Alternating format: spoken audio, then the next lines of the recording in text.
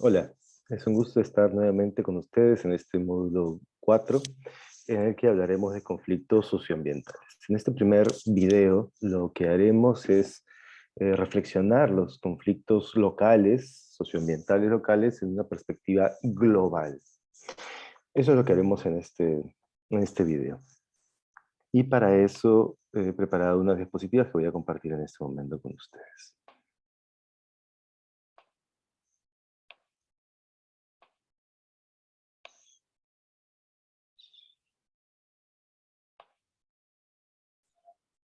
Bien, para esta perspectiva global de los conflictos socioambientales tendremos una entrada que va a ser la entrada decolonial. Bueno, en primer lugar creo que hay que entender a los conflictos sociales, los conflictos socioambientales, desde no solamente los problemas locales que se encuentran en él entre los diversos actores, la empresa, las diferentes oficinas del Estado, las comunidades, los colonos, las personas afectadas, empresas, etcétera, empresas locales, sino creo que hay que entender esto desde una mirada mucho más amplia, que no solamente mire el bosque, sino que mire el árbol, perdón, no solo mire el árbol, sino que mire el bosque, que mire todo diferente, todo desde lo amplio. Y en ese sentido, uno encuentra conexiones, interconexiones entre lo que está pasando en una pequeña localidad como en Bagua, como en Serendín, como en Espinar, diferentes conexiones que conectan esos conflictos socioambientales con lo que sucede en el mundo. Y para eso nos puede servir, por ejemplo, como para entender lo que está pasando, el caso Las Bambas. Y allí, en el caso de Las Bambas, tenemos efectivamente una empresa minera de capitales chinos. Fíjense, aparece ya China en nuestro pequeño mapa, en un conflicto socioambiental que se encuentra en una localidad concreta en Apurímac, en las provincias de Cochabamba y Grau, que son provincias además quechuas, andinas, pobres, rurales, y además Lima, donde se encuentra la oficina principal de las Bambas en el Perú, y otros diferentes y otros diferentes países. Por ejemplo, Australia, porque en Melbourne se encuentra la oficina central de MMG, que es la empresa que es la principal accionista de las Bambas, pero también otros países a los cuales el cobre es entregado. Por ejemplo, aquí tenemos un mapa donde se pueden ver esto que les cuento, estas interconexiones globales. A su mano izquierda, en el Perú, en el mapa del Perú, este es un mapa de gran parte del mundo. En su mano izquierda, con un sello, con un circulito de un pico y mineral, tierra, se puede ver la mina. La mina se encuentra aquí, la mina se encuentra aquí,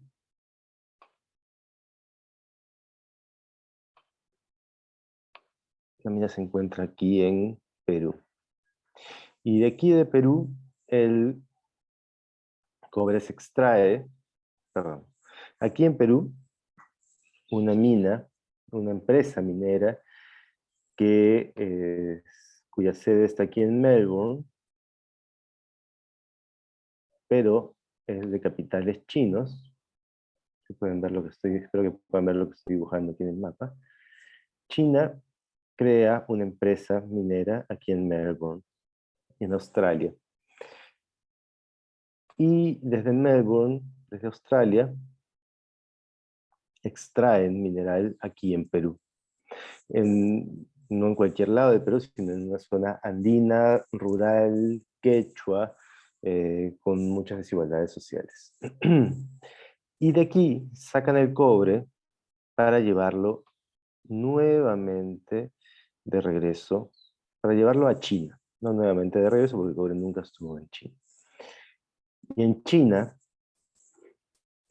Con esto, China se convierte en uno de los principales países, o ya era uno de los principales países productores de cobre, pero a su vez, con sus inversiones aquí en Chile y en Perú, China se convierte en uno de los estados, porque además China es una economía de estado, que controla o tiene gran parte del control de la población, de la producción de cobre a nivel mundial. Desde China, en China, el cobre no se transforma, no se lleva en pequeñas pepas o en pequeños, digamos, en mineral bruto, sino que es transformado en diversos productos derivados del cobre, como por ejemplo cables, cosas para construcción, para computadoras, cosas que son precisas, que son necesarias para el funcionamiento del capitalismo global. Y se reparte a los principales destinos de China, que están ahí cerca de sus fronteras, pero también lejos en Alemania o lejos en Estados Unidos, para que esas economías, la alemana, que es productora de muchos, de muchos productos manufacturados, construidos, alimente al mundo de su propia tecnología, y lo mismo Estados Unidos. Como pueden ver, hay interconexiones globales importantes en lo que hemos observado en el caso de las Bahamas. Entonces, un conflicto en Chalhuahuacho, allí en Las Bambas, a donde se llega en auto después de 7 horas desde Cusco, 8 horas, 6 horas de Cusco, 7 horas desde Abancay. En ese lugar donde ese conflicto que pareciera que solo involucra a esos actores, hay que entender las dimensiones globales del problema. Y entonces, claro, una solución local al conflicto a partir de una negociación, a partir de puntos de encuentro, tiene que entender este marco global, ¿no? Y además estas relaciones de poder desiguales que hay no solamente en la localidad, entre la empresa y los manifestantes, sino también cómo este marco global empuja esas relaciones de poder y las recrea y las vuelve a inventar y las alimenta. Para entender un poco mejor estas relaciones de poder que no son de ahora, sino que son relaciones de poder desde hace muchos siglos, instauradas en la colonia, en la universidad y en campos académicos, pero también entre los y las activistas, se desarrolla una mirada que es la mirada decolonial, que es el segundo punto que voy a tratar en este pequeño video de 15 minutos. El primero es observar las interconexiones globales entre lo local y las conexiones globales entre lo local y lo global. Y lo segundo es esta perspectiva decolonial que lo que busca es desmontar estas relaciones de poder que hay, o denunciar estas relaciones de poder que hay a nivel global y que están todo el tiempo reproduciéndose. Entonces, la opción decolonial es, en primer lugar, una movida de personas que están en el activismo, muchos como algunos de ellos como usted, algunos de ellos y ellas como ustedes, están acompañando a las comunidades, pero también de académicos y académicas, gente que está en las universidades. Y ahí tenemos algunos nombres de personas, un peruano, por ejemplo, Aníbal Quijano, que es una persona que trabajó en la Universidad Nacional de San Marcos durante mucho tiempo y es uno de los académicos, o era, porque murió hace un par de años, uno de los académicos más importantes de Perú a nivel mundial. Enrique Duce, que es argentino, argentino-mexicano, emigró en la época de la dictadura argentina, a fines en los 70 hacia México. Castro Gómez, colombiano, Caterina Walsh, que trabaja en Ecuador, pero es estadounidense, Walter Miñolo, que es argentino y trabaja en Estados Unidos, Crossfogel, que trabaja en Costa Rica, y otras personas más, que lo que hacen es cuestionar estas relaciones de poder y decir que, bueno, que la universidad y la academia normalmente se parcializa a favor de un lado y que es importante generar todo un movimiento para enfrentar estas relaciones de colonialidad del poder. ¿Qué significa eso? Significa que la manera de gobernar los cuerpos de la gente, la manera de gobernar a las personas, no ha cambiado desde la colonia. Han habido cambios pequeños, cambios en la manera de tratarnos, pero las líneas centrales se mantienen. Y estas líneas centrales tienen que ver con la racialización y la discriminación de los seres humanos, de las personas. Cuando hablo de racialización y discriminación me refiero principalmente al racismo. El racismo como un sistema de dominación donde las personas indígenas, las personas que son ahuajún, huampis, aymaras, quechuas, chipivo, conivo, de diferentes pueblos indígenas, en esa escala racista se les coloca en la parte más baja de las relaciones de poder. Y lo que más se parece a un hombre varón, blanco, que ha pasado por la universidad, instruido, con costumbres medio europeas o estadounidenses, desde costumbres del norte global, prácticas del norte global, se encuentra en esta parte de arriba de las relaciones de poder.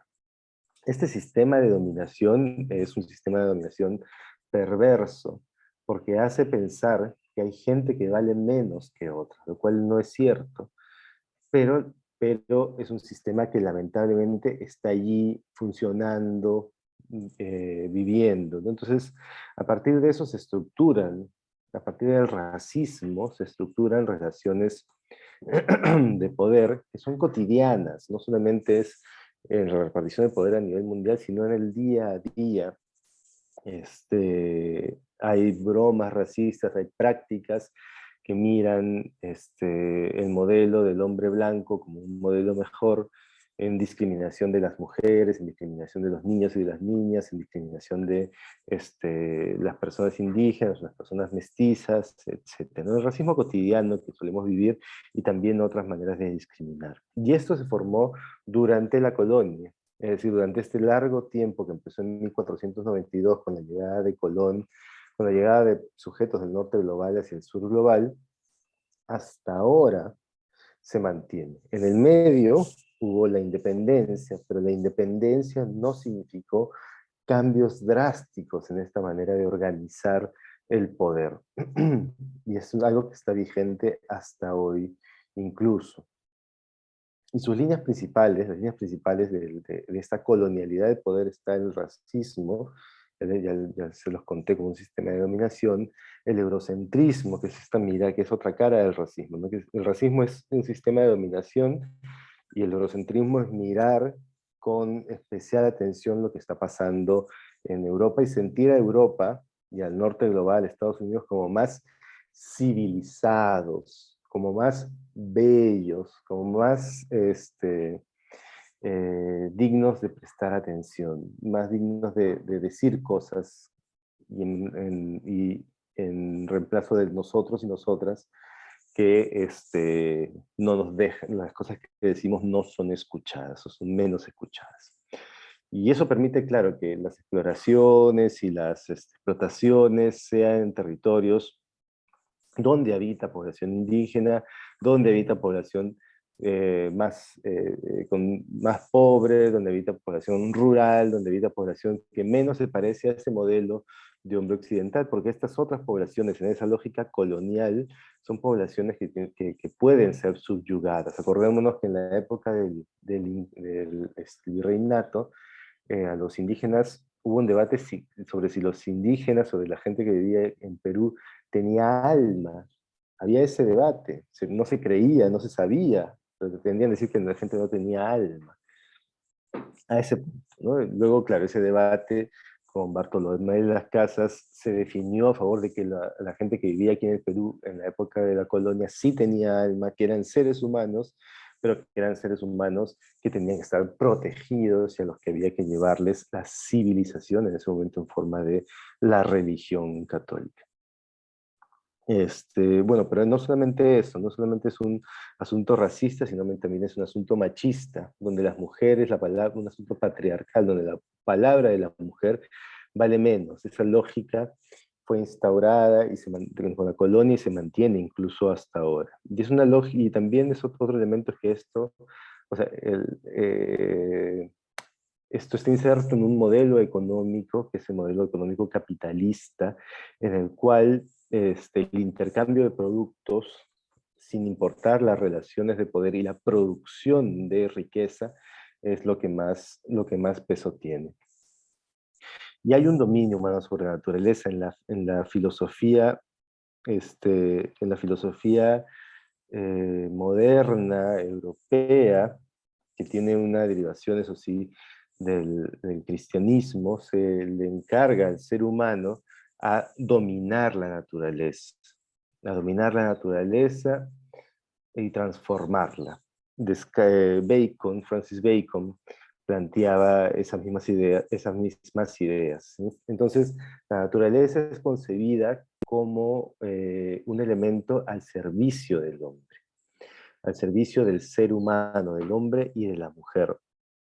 Y no se piensa en esta manera occidentalizada, moderna, colonial, moderna, pero que a su vez de moderna es colonial, no se piensa que el ser humano está inserto en la naturaleza, es parte de la naturaleza y tiene que tener una convivencia respetando la ecología y la armonía entre los seres que habitan en la naturaleza, y que el ser humano es un ser más de la naturaleza. Y esto se nota, por ejemplo, ustedes pueden ver en este momento una diapositiva. Eso se advierte, por ejemplo, en las exportaciones, en el papel que le corresponde a América Latina actualmente en el mundo, que es el papel, bueno, los países del sur global son los países que exportan materias primas al mundo. Ese es el papel que le ha correspondido desde la colonia hasta la actualidad. Ustedes pueden ver allí un mapa relativamente reciente, de hace 5 años, del BBVA, el banco, Nuevo Continente, en un reporte del 2015 o del 2016, me parece, donde se establecen las principales exportaciones de los países de América Latina. Y entonces tenemos, por ejemplo, a Perú, que Perú lo que exporta principalmente es cobre, tenemos a Ecuador, que lo que exporta es petróleo, tenemos a Venezuela, Colombia, Venezuela también con petróleo, tenemos a Chile con cobre, Argentina con soya, Bolivia con gas natural, etcétera, etcétera, ¿no? Son pocos los países de América Latina que no exportan materias primas, sino exportan cosas transformadas. Brasil, por ejemplo, la principal exportación es equipo de transportes. Y entonces, claro, que tenemos una lógica que se mantiene. Es decir, desde la colonia hacíamos esto y lo seguimos haciendo 500 años después.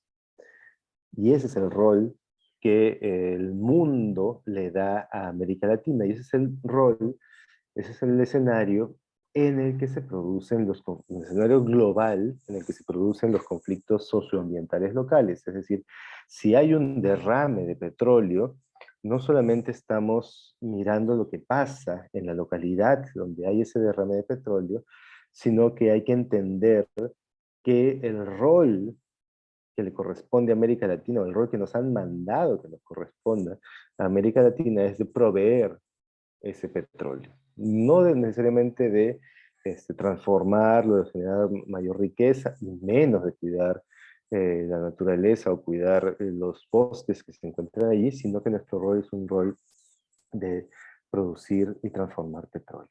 Producir petróleo, perdón, y aportar ese petróleo al mundo. Y esto entonces tiene que ver con el papel de los conflictos locales y el papel de lo global en los conflictos locales. Creo que entender estas líneas, eh, estas tendencias en las prácticas del poder, nos va a ayudar a entender el papel que juega cada uno y cada una de ustedes en la solución de los conflictos locales que tienen. Bueno, hasta ahí llega la clase de hoy, este video de hoy, y continuamos con el siguiente video.